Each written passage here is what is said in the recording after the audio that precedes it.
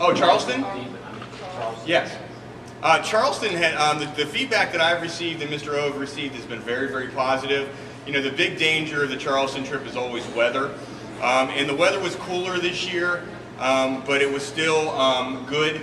The major change we made in the trip 2 years ago was the science portion of the trip, which they actually travel out to an island and they actually work on some science curriculum. That has been really the highlight the last 2 years, the change we've made in that regard. This year we did go to Fort Sumter. That was new. We'd previously gone to Patriots Point. So that was a little change. I didn't hear as much about that as I heard about the science part of it. But the families that went and the dads and the moms that I talked to as chaperones really seemed to enjoy it. You know, the weather's always the big danger. Ghost tours are hit and miss depending on who your person is. You know, so I've had really good ghost tours because the people are very animated, and I've had really bad ones where they're not as animated. So, you know, that's kind of a hit and miss experience. But I think overall, the thing that I always worry about the most is the buffet at Ryan's because I've been there and it's like kids have never seen food before. And they actually did a really, really good job. And the staff there was exceptionally complimentary of how they handled that situation, because we have gone in the past and, you know, they see a rack of desserts and it's just like, you know, I need to have everyone on the rack. And they actually handled that pretty well. So I was pleased by that, because that was one of the things we were going to try to change, but we ended up not changing at the last minute. So that went well. Yes. So are you wanting parent input? Because nobody's asked about Sure, absolutely. Yeah, you can Fort sit. Sumter, well, one, it was too short. Okay. Two, after the park ranger, is that what she's called? After she did her little spiel story thing and sent kids off for, 20, 30 minutes, kids don't, at this age, do not go and stand and read the signs and what everything is, go to the cannonball and go to different areas. What they do is they just run around, they take pictures and stuff, but you really don't get the true history all behind it. Two, prior to, you know, I would say at least a week or within the month prior to that trip, if you're going to do it at a Fort Sumter, that they really gear the kids and give them some good history, because when the park ranger was asking questions, you didn't hear a lot of input from the kids because they didn't really understand and know. And two, that food was terrible at Golden Corral. Can we get a different restaurant? I mean, everybody in my group did not care for it. I mean, and you know, they try to keep everybody contained and everything, and I understand that, and I know from what I understand, there's only certain restaurants that will handle large crowds like that. But my suggestion, and I don't know if this is even possible, you already know your seating for your buses. Can you not pull one bus and say, because you've got your adult chaperones and your big wigs on the bus, can you not pull, okay, bus one, you have a choice between this restaurant, this restaurant, this restaurant. So then a restaurant would be more likely to have a group of 40 instead of 150 or whatever, you know? And then each of the buses obviously would go to a different restaurant, but then they all collectively meet up. I mean, our bus driver, nice guy, but he got us lost. He had to turn around. We got stuck in traffic and everything. So we didn't have the luxury of being there as long as everybody else did at Golden Corral. And it was already dinner time, so it was already chaotic and busy. Right. So. Okay. No, we'll definitely pass that information on. You know, food, I don't have any control over that, but you're welcome to email Golden Corral about that. In regard to the other things, I think those are good ideas. We can try to figure out ways to do. You can maybe get the buses to go where there's a place where there's multiple locations. You can kind of divvy them up. Divvy it up. I think that's good. That's good feedback. They do talk about Charleston, about going. They do talk about it in class. I don't know how much they specifically talked about Sumter, though, so I think that's a good point as well, because they do need to be prepared going in, and there should be a follow-up on when you come back as well. So I agree. And then I already talked to Mr. O and Mrs. Thompson about doing some type of fundraisers, because there are some kids who financially possibly cannot go.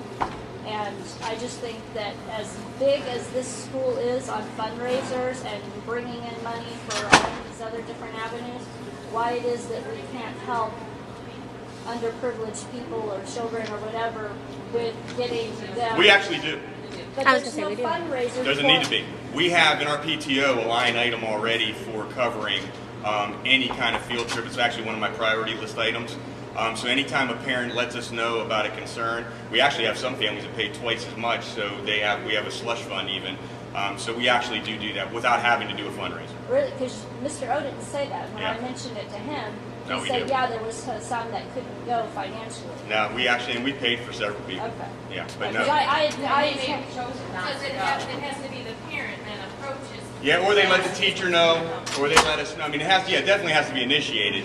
I'm definitely not going to go to a parent and ask, but it's on my priority list of actually one of the things that we make sure that we do. So we want everybody to be included. Okay, but besides that fact, is there a reason why there is not fundraisers to go towards? I mean, there's like this fundraiser that we did at our old school, Smensel's. They're scented pencils. You Yeah. buy the bucket, you sell them for $1, you go and get a new bucket. My daughter got both of her 4th grade overnight field trips completely covered from having fundraisers where you're getting portions of the money to go into your child's Right, savings account. account towards their Yeah, overnight we did that field at trip. Candy Wars at Things Cornelius. like that, to where even if in the future a 5th grade field trip thing could be maybe a 2-nighter in Charleston, to where because there are so many different things that they can do down there, that it would be, something as a suggestion in the future. Because I personally would have preferred to stay closer to downtown because there are so many other things to see down there than to be carted off and then brought back, Okay, So, I don't know, right? That's fine. just suggestions. Anything else? Go ahead. Stuff that the kids want to do next year, like yearbook theater, those extra Yeah. things, is that handled in the spring before they leave, or is that handled in August? It's actually handled in August. We have to coordinate the days because that's the most difficult part because we have so many after school activities now. It continues to expand and it really becomes a conflict. We're adding in robotics now. We just started. I think there's going to be a lot of kids that want to do that with Science Olympiad, drama. There's a lot of different options. Yeah. Yeah. And it's going to be initiated in fall. It started right now. We have a small group doing it right now, but it'll happen again next year as well. But I mean, there's a lot of pools. There's some kids that, there's a leadership club, there's Science Olympiad, there's this new robotics thing we're trying. But we actually are starting with a small group right now. It had to be done now. It was a grant, so we just jumped on board. It's part of the STEM program, but it's expensive, and we got it to do it for free. So we jumped in now, but kind of at the 11th hour. Yes. In regard to that STEM Lego program? Yes. I had read about that on the CMS website. Uh-huh. How was a child, or how were they chosen to get into that? That was voluntary. We sent home information, and according to Ms. Jenko, she asked the kids in class, and she gave out flyers to them. Yeah. Because So if you're interested, go ahead and I don't think it's for younger grades at all. It's only upper I grades. was interested because Zach likes Legos, but number one, I never heard about it Yeah. until a neighbor told me about it.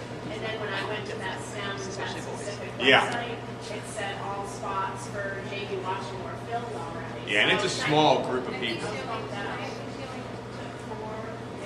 it did happen very quickly. Yeah, we can make sure that we'll make it more comprehensive. That's no problem at all. But I think she just asked kids if they were interested, and if they didn't say they were interested, they didn't get anything. But Yeah. next year, so open that Just up. send it open there. Yeah, yeah, I got That's to what I take did care at of home it. yesterday. Okay. I guess one other question, was the fire alarm the other day, was that false alarm, I hope? Yes. Was it Monday? Yesterday. Monday. Monday, right at dismissal, we had a fire alarm go off.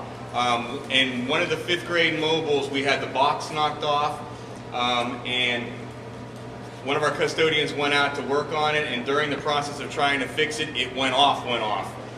So no, there was no fire. It was just an inopportune time to have it. We had to clear the building. We had to wait till the Fire department came. I was actually surprised that they were able to get into the line as well as they did.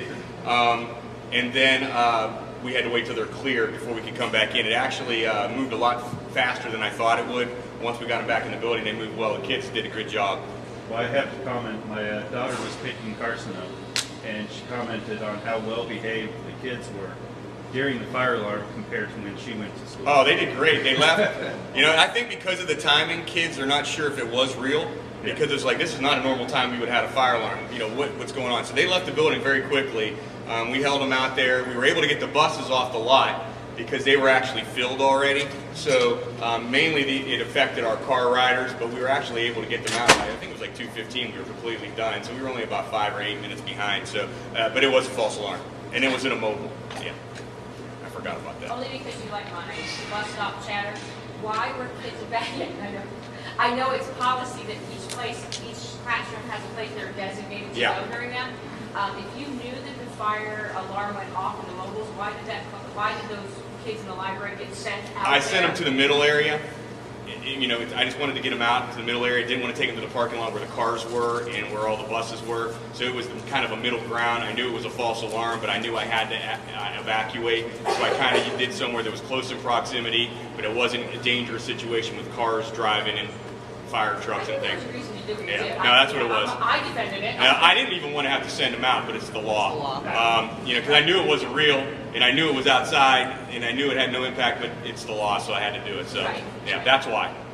Yes. When you say law, mean protocol, he was working on the system. Well, yeah, but once the alarm goes off and the fire department is called, automatically it's considered a normal fire protocol, so we have to evacuate the building. Yeah, even though we knew that there was nothing going on. It goes automatically. They won't. They still come no matter what. It's just like at your house. Yeah. If you have an alarm system, First if responder. you don't open the door for them, they're coming in either way. Yeah. And we don't want the school to get cited because of that. The school would be cited by the fire department. Well, because we didn't realize it was going to go off. Yeah, he was working just to try to get it situated, and it went off instantaneously. So it wasn't even. I don't think he even thought that it was going to go off.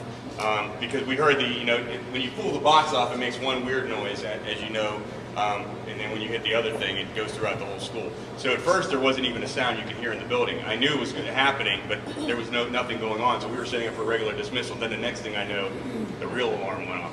So we had to go outside. That's why. Yeah, and then they were here rather quickly, which is good. They got here fast. Yeah, well, it's not the right time to get practice. Anything else for me or Miss Lennon?